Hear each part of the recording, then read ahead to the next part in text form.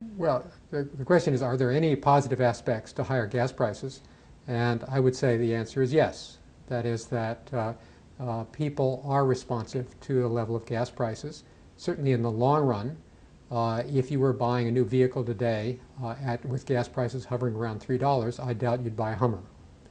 And you'd be a lot more interested in the Prius and the other hybrid cars. So that when you get high gas prices, you get people that are more concerned about fuel economy than they were in the past. So that's a good thing. If we're in the end going to do anything about using less petroleum in the United States, then it's going to have to be because there are some sort of incentives to do that. Those incentives will have to include gasoline prices, but they'll also have to include something more than gasoline prices. After the '74 embargo, Congress passed a statute which required fuel economy for the fleet. In particular, there was a requirement that the average new car sold had to get 28 miles per gallon. And that was double what it was that automobiles got in 1974. The average new car sold then got about 13 miles per gallon.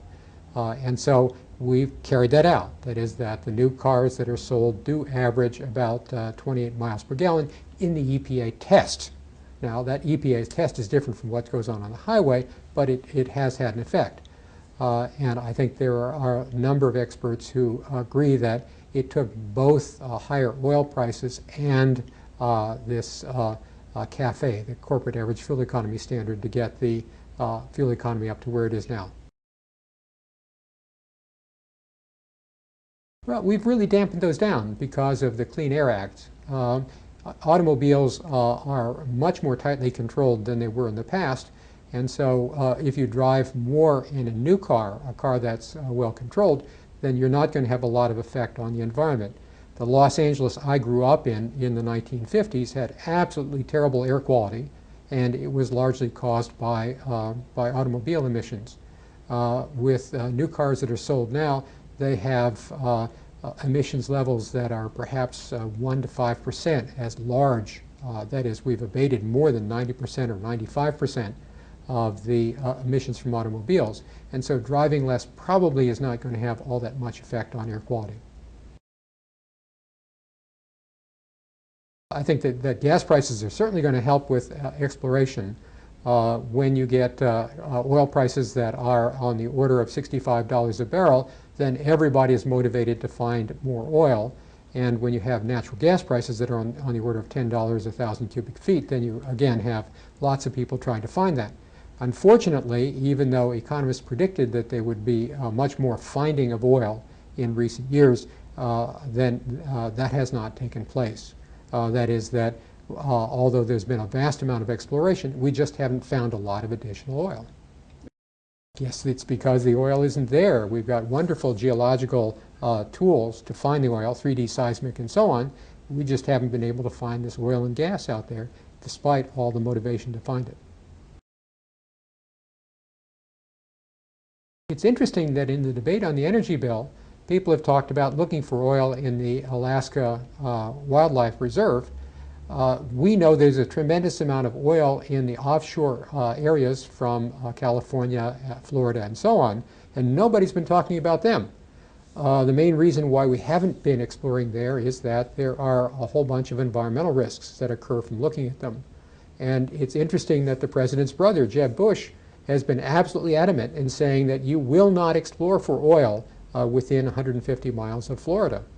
Apparently the high oil prices haven't convinced people that we ought to go into these areas where we could be risking some large amounts of environmental contamination.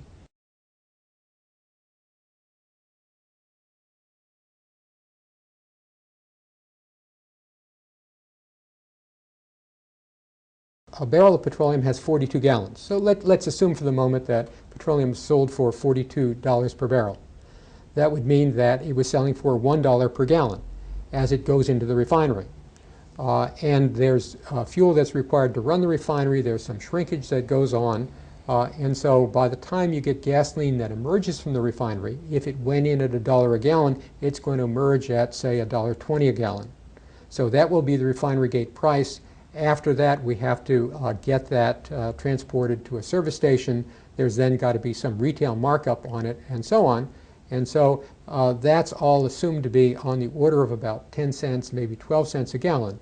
So that $1.20 a gallon gasoline as it leaves the refinery is probably going to be retailing for on the order of $1.30 to $1.32 cents a gallon. And of course there are taxes and so on top of that. So between federal and state taxes, that's probably going to add on another 12 cents a gallon. So that $42 a barrel petroleum is probably going to be retailing for on the order of about $1.44 a gallon, depending on what the state taxes are. The major factor that drives that is simply the price of petroleum. In the United States, we have not built a lot of refineries in recent years because the profitability of refineries is not very high. As a consequence, we are forced to import a lot of refined products like gasoline into the United States. Part of that has to do with the environmental requirements surrounding refineries. That is, we have put fairly tough standards on refineries to make sure that they don't pollute the environment around them. And another thing that's gone on is that in the past, the underground storage tanks at service stations used to leak. They leak a tremendous amount. And so there have been requirements that these underground storage tanks have double walls and so on. And that has really added to the costs, and it's driven more than half of the retail service stations out of business, because in order to afford this, you had to sell a tremendous amount of gasoline, and most of these stations just could never afford that. And our demand for petroleum is extremely inelastic in the short term. Even as you start getting up to $3 a gallon, people don't buy a lot less gasoline. They complain a lot, but they don't buy a lot less gasoline. It turns out that the supply is also extremely inelastic. That is that we've faced high oil prices for a couple of years now, and we have not seen huge amounts of additional supply pouring forth. There is more oil to be found. There is oil to be found and produced, but it takes a long time to bring it into production. And so it's hard to get the supply to be more responsive. In the meantime, what's going on with demand is that as the world's largest importers, we continue to always import more petroleum each year, thereby driving up the price. But what's been new in the last decade is that China and India have now become major importers of petroleum. And so they're the people we compete with. They're adding to this world demand. They're the people who are sort of pushing up against every bit of available supply. And so that's why you've seen these spectacular increases from about $35 a barrel up to almost $70 a barrel in oil prices.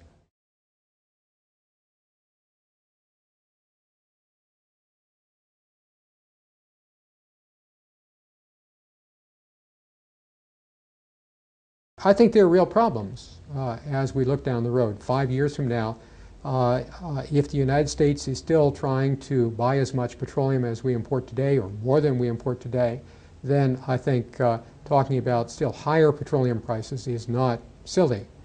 We're going to be in a big problem. I think that China and India have already begun to realize that they have problems, and China has begun talking about putting a CAFE standard, that is a fuel economy standard, on new vehicles. I was just in China a month ago, and they have their cities saturated with automobiles now. They're building roads in Beijing, for example, in order to get ready for the Olympics. They're building a vast number of new roads. It doesn't help one bit. It reminds me of the Los Angeles I grew up in, where as soon as you build a new freeway, it becomes saturated immediately. And so the Chinese want to own cars. There are many Chinese who have enough money to buy cars, and so their demand for gasoline is going to be very high. There's another part of this which I need to emphasize, and that is that when you look at the lifetime cost of owning a car, fuel represents only about 15% of that cost. And so we may spend a lot of time grousing about the price of gasoline, but it still is only a minor component of the lifetime cost of owning a vehicle. And as long as that's true, then, well, suppose gasoline does go to $3 a gallon. What's the big deal? Your decision to buy a Hummer, for example, rather than a Honda Insight is going to be much more conditioned on what the price of that Hummer is and what it is you think that it gives you. And the price of fuel is almost irrelevant in that calculation.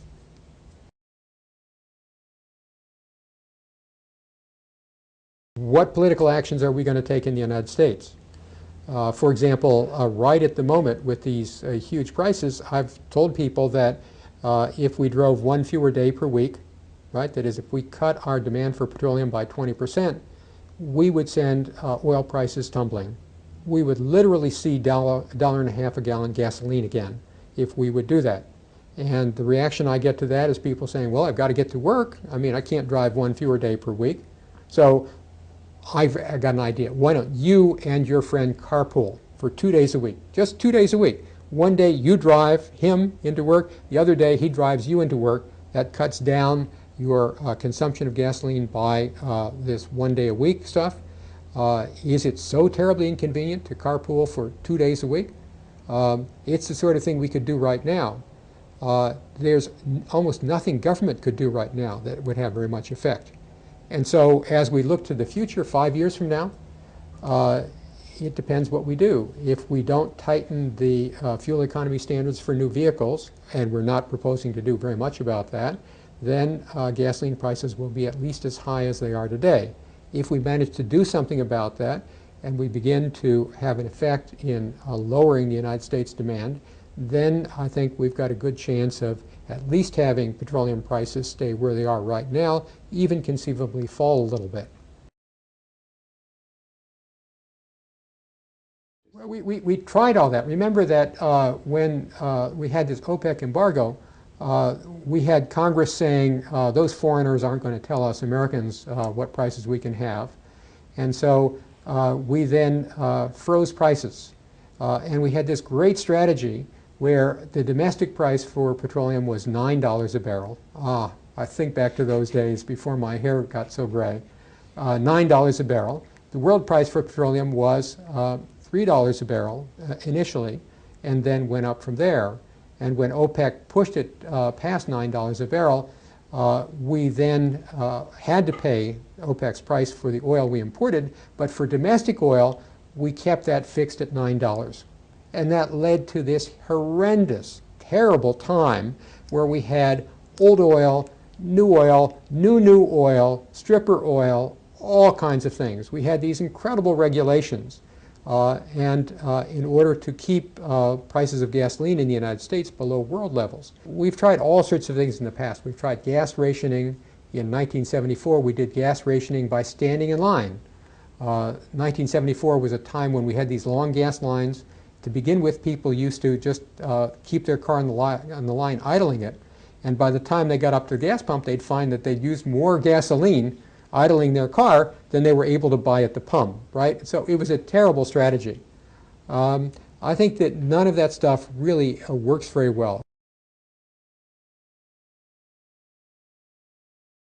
We're Americans, right? The American way is we muddle through, right? That is, don't plan, just muddle through. Do what sort of feels best in terms of the next thing that you do. Passing the corporate average fuel economy standards was one of the few times when we started actually doing some planning and looking ahead. So right now, we could start muddling through in the future.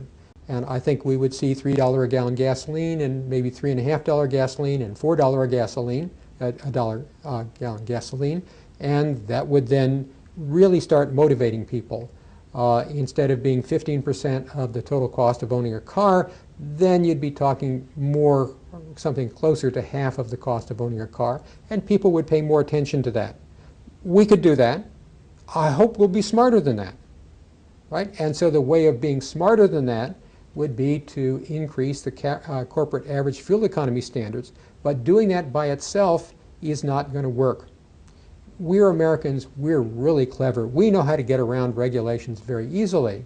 And in fact, since 1981, the way in which we've been getting around those regulations is instead of buying automobiles, we've been buying light trucks. And so these SUVs have a mileage requirement which is only about 20 miles per gallon, and so you can make them much larger, much more powerful. When the CAFE standards were passed, only 10% of the new vehicles that were sold were light trucks. By the time we got to 2004, more than half of the new vehicles sold are light trucks.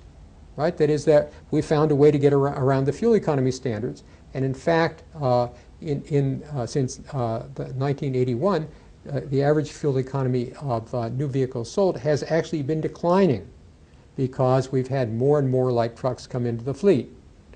And so if the only thing you did was to increase the CAFE standards, then we would find clever ways of getting around them. So is there something else you can do? And I think the something else is that you have to provide some other impetus for more fuel efficient cars. One of the ways we could do it is we could appeal to the environmental sustainability sorts of goals of people. Another thing we could do is we could have high gasoline prices.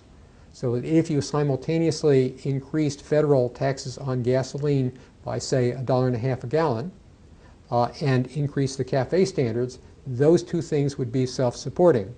And they would have the effect of making vehicles much more fuel efficient. They would also then have the effect of making vehicles somewhat more expensive, because in order to get performance and so on out of these vehicles, it would cost more to manufacture them, but it would also then cost less to drive them, because they would be much more fuel efficient, and therefore the price of gasoline would make much less of a difference.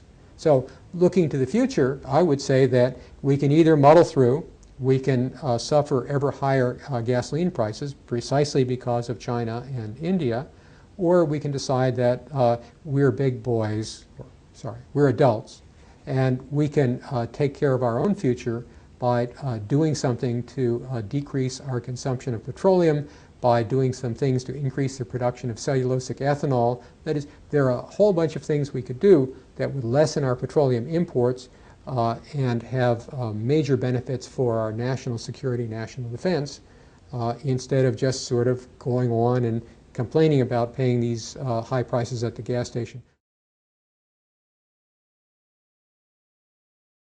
Let me do some numbers. Right? That is, we currently use about 140 billion gallons of gasoline per year. I think conservatively we could get 40 billion gallons of that from cellulosic ethanol. We've got 60 billion that would be produced from domestic oil. We add on the 40 billion from cellulosic ethanol and we get to 100 billion. We still got a shortfall of 40 billion gallons. But within the technology that we know of today, without changing the vehicle performance one bit, without changing the size of the vehicles, we know how it is that we could cut back the fuel consumption of these vehicles to achieve greater fuel economy that would get us back to the 100 billion gallons. And if we were willing to have slightly less good performance, that is 0 to 60 miles an hour in perhaps 10 or 11 seconds, and we were willing to have smaller vehicles, fewer light trucks, then we could easily go beyond cutting our demand by more than 40 billion gallons per year, back perhaps to levels that would be easily attained between domestic oil and our cellulosic ethanol production.